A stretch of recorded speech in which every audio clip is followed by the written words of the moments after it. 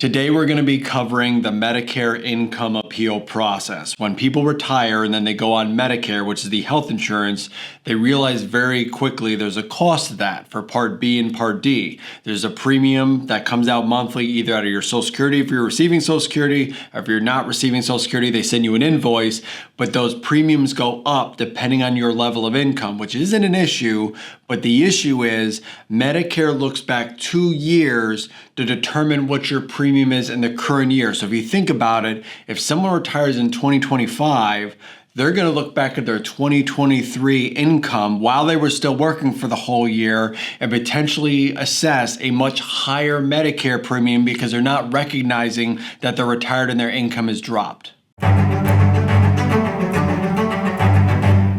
So in this video today, we're going to be going over the Medicare premiums, the IRMAA adjustments, where those income thresholds are for those income-related adjustments that are going to happen. We're going to go through the appeal process, what forms you need to file and when you need to file them, common scenarios where appeals are approved, and common scenarios where appeals typically are not approved. Medicare is made up of different sections, Medicare A, Medicare B, and Medicare D. So Medicare A is free, that's the hospitalization piece of it. Medicare B is where most of the doctor services take place. That's the one that has a monthly premium. And then Medicare D is the prescription drug coverage, which also has a monthly premium associated with it.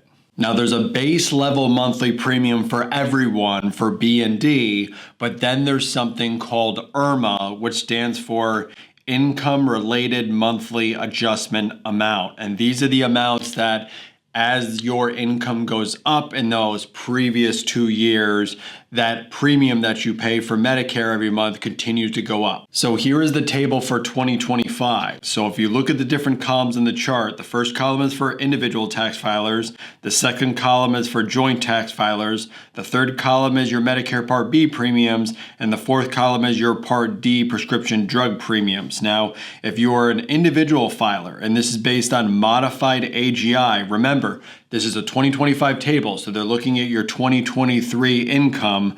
Let's say your income for the year was $125,000. You would be in the second tier. So if you go over, your Medicare Part B premium is no longer $185, it's actually $259. And your Part D drug coverage is no longer a zero premium. You're paying $13.70 per month because you're in this higher IRMAA category. If you're married filing joint, and let's say your income is $300,000 modified AGI back in 2023, your Medicare premiums Part B for each individual is $370, not the base $185 amount, and your Part D prescription drug coverage is $35.30 per month, not free.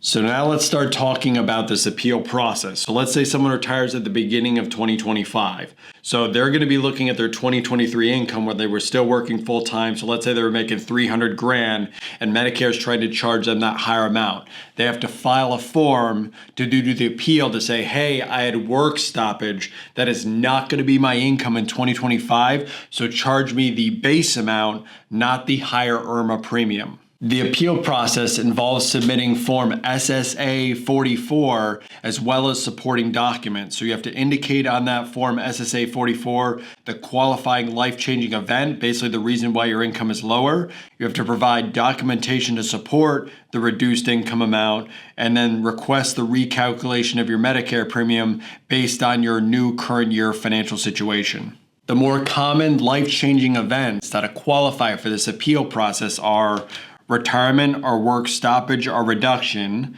death of a spouse, divorce or an annulment, loss of an income-producing property beyond your control, loss or reduction of pension income, and certain employer settlement payouts. There are also common scenarios that do not typically qualify for an income appeal, and those include the one-time sale of investments or real estate resulting in a capital gain, large distributions from IRA accounts, severance payments, inheritance distributions, or Roth IRA conversions. So let's say we have a client that's retired and they sell an investment property at a $250,000 long-term capital gain in 2025. They have to realize That won't affect their Medicare premiums for 25 or 26, but due to the 2-year look back, when they go to 2027, they're going to look at that 2025 tax year, see that big long-term capital gain, and there's really no way to appeal out of it. Okay, so you've done the appeal process. How does the money actually make it back to you for those higher premiums? So it's a multi-step process. So number one is Social Security will recalculate your premiums based on your current income. Number two, any excess premiums you've already paid will be reimbursed to you, typically via direct deposit if your Social Security benefit is being direct deposited, or they'll mail you a check. And number three, future premiums will reflect a lower recalculated amount automatically, so you'll pay less going forward. It's incredibly important to be very proactive with filing these Medicare income appeals, because if you get the appeal approved, it can save an individual or married couple thousands of dollars in a single year on higher Medicare premiums, where it's not anymore Medicare coverage. You're just paying more for the coverage because your income was higher 2 years ago. And if you're close, sometimes it's worth just filing it, because the worst they can say is no.